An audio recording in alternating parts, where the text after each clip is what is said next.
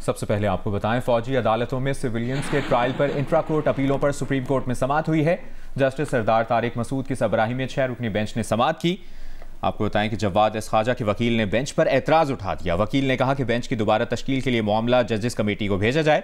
Justice सरदार तारिक मसूद ने कहा कि अगर हमने केस सुनना ही नहीं तो दलाइल ना दें, हम पर एतराज उठाया जा रहा है कि मैं केस से अलग हो जाऊं। जस्टिस सरदार तारिक मसूद ने खुद को बेंच से अलग कर लिया। अपीलों पर समाअत करने वाला बेंच टूट गया। बेंच की दोबारा तश्कील के लिए मामला जजेस कमेटी को भिजवा दिया गया। सुप्रीम कोर्ट के मुताबिक फौजी अदालतों में सिविलियंस के ट्रायल का लदम करार देने का फैसला मुअत्तल रहेगा। 3 रुकनी जजेस कमेटी इंट्रा कोर्ट अपील पर समाअत के लिए नया लार्जर बेंच तश्कील दे।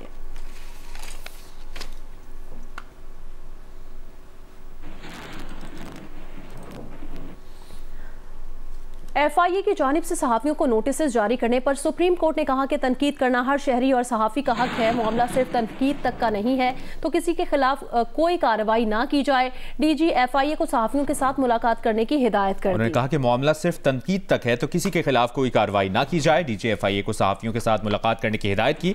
सहाफ़ियों की हरासगी से मुतालिक अज़खुद नोटिस पर आज की समाअत के हुक्मनामे में कहा गया कि सहाफ़ियों को FIA की जानिब से जारी नोटिस से आगाह किया गया। अटॉर्नी जनरल ने हुकूमत की जानिब से तनकीद पर कार्रवाई ना करने की यकीन दहानी करवा दी। अदालत ने तलब किए गए सहाफ़ियों के खिलाफ किसी भी किस्म की कार्रवाई से रोक दिया। सहाफ़ती तंजीमों की FIA नोटिस मुअत्तल करने की इस्तदा पर चीफ जस्टिस ने कहा, किसी इदारे के काम में मुदाखलत नहीं करेंगे। क्या पता FIA किसी कत्ल केस में बुला रही हो, कानून के मुताबिक जो कार्रवाई है वो तो होनी है।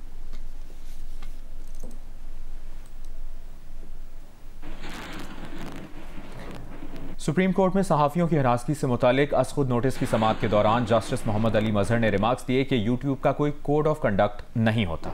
TV के लिए तो पैमरा का ज़ाब्ता इखलाक मौजूद है। सिर्फ जियो न्यूज़ में अंदरूनी एहतसाब का तरीक़ाकार और रूल्स बनाए गए थे। क्या मीडिया की कोई रेगुलेटरी बॉडी है? चीफ जस्टिस काजी फ़ाइज़ ईसा ने रिमार्क्स दिए कि फतवे देने वालों से बदतर और मनफी सोच किसी की नहीं हो सकती। ये नफरत फैलाते हैं और कब्रिस्तानों तक को नहीं छोड़ते। ये अब अजदहे बन चुके हैं।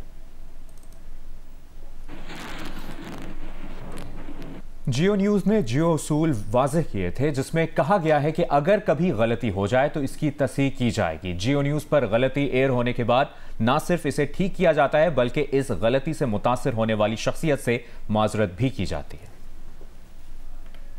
कराची के इलाके नाज़िमाबाद नंबर 2 में 2 सियासी जमातों में तसादुम के दौरान 2 गाड़ियों को जलाया गया। 1 कारकुन जाम बहक और 1 जख्मी हुआ। गुज़श्ता रात होने वाले तसादुम का मुकदमा ताहाल दर्ज नहीं हुआ। तफसील बताएंगे काशिफ मुश्ताक।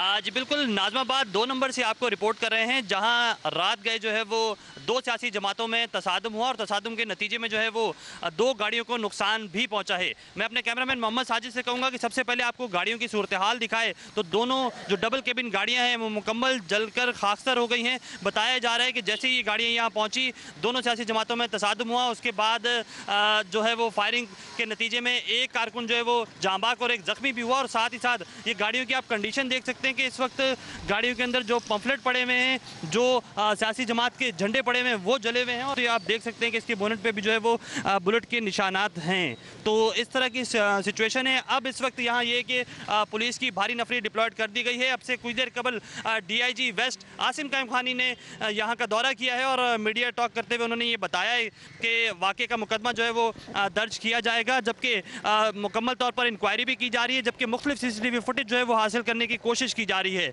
पुलिस की जानिब से बताया जा रहा है कि जैसे इंक्वायरी आगे बढ़ाई जाएगी साथ ही साथ वाक़े का मुकदमा भी दर्ज किया जाएगा, जबकि इन गाड़ियों को यहाँ से थाने मुंतकिल करने के लिए कोशिशें भी की जा रही हैं। जी। MQM पाकिस्तान के सीनियर डिप्टी कन्वीनर मुस्तफ़ा कमाल ने कहा है कि नाज़िमाबाद MQM का गढ़ है। डॉक्टर आसिम के कहने पर हमारे निहत्ते कारकुनान पर फायरिंग की गई।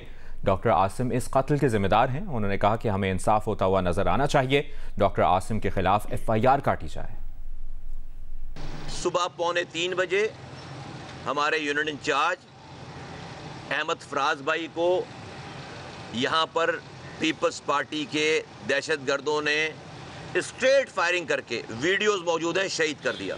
ये सारी कार्रवाई डॉक्टर आसिम के कहने पे हुई है, जिसको इस शहर पे कब्जा करने का टास्क दिया है, जिसने पूरे रॉ के सेटअप को अपने साथ जोड़कर यहाँ पर पीपल्स पार्टी के झंडे के नीचे दोबारा रॉ को, इंडियन एजेंसी रॉ को वो इस्टेब्लिश करना चाहता है।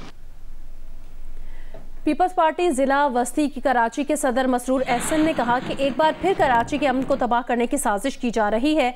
एमकेएम के दहशतगर्दों ने पीपल्स पार्टी के कारकुनान पर तशद्दुद और जानलेवा हमला किया। एक बयान में मसरूर एहसन ने कहा कि पीपल्स पार्टी के कारकुनान की गाड़ियां भी जलाई गई। नाज़िमाबाद में पेश आने वाले वाक़े की भरपूर मजम्मत करते हैं। दरख्वास्त करते हैं कि इस शहर का अमन तबाह होने से बचाएं। कराची के इलाके क्लिफ्टन तीन तलवार पर गुज़श्ता रोज़ पीटीआई और पुलिस में तसादुम के वाक़े का मुकदमा सरकार की मुद्दत में फ्रेयर थाने में दर्ज कर लिया गया। मुकदमे में खुरम शेर जमान, फ़हीम खान, सईद आफरीदी और अदील अहमद को नामजद किया गया है। मुकदमे में हंगामा आराई, तोड़ फोड़, इक़दाम कत्ल और दहशतगर्दी समेत दीगर दफ़ात शामिल की गई हैं। मुकदमे के मतन के मुताबिक लीडरान ने कारकुनान को इश्तियाल दिलवाया जिन्होंने पुलिस पार्टी पर हमला किया। पुलिस के पास मौजूद एंटी राइट्स की किट्स छीन ली गई और कारकुनान ने असलहे के जोर पर पुलिस से सामान छीना। मुकदमे के मतन के मुताबिक पीटीआई क़यादत और कारकुनान से इलाके में खौफ फैला। लेडी कांस्टेबल और 2 SHO समेत 8 पुलिस एहलकार जख्मी हुए। पुलिस के मुताबिक मुकदमे में 75 से ज़ायद अफराद को नामजद किया गया है। शहर के मुख्तलिफ इलाकों से रैलियों की शक्ल में 3 तलवार पर कारकुनान जमा हुए थे। रैली में शरीक अफराद के पास जलसे के लिए कानूनी इजाज़त नहीं थी। मुल्क के बेशतर बालाई इलाके एक बार फिर बर्फ से ढक गए हैं। मरी, गिलियाद, स्वात, चित्राल, लोरदी, रस्तोर, गिजर, पाराचनार और जनूबी वज़ीरिस्तान समेत मुख्तलिफ बालाई इलाकों में बर्फबारी जारी है। आज़ाद कश्मीर की वादी लीपा और वादी नीलम की बाद सड़कें बर्फबारी के बायस बंद है। पीर चिनासी और मकड़ा पहाड़ पर बर्फबारी जारी है। चमन, कोयकटॉप, शीलाबाग, किला अब्दुल्ला समेत कई इलाकों में बारिश के बाद सर्दी बढ़ गई है। आज़ाद कश्मीर में मुजफ्फराबाद समेत मुतादिद मकामात पर बारिश और नवाही पहाड़ों पर बर्फबारी का सिलसिला जारी है।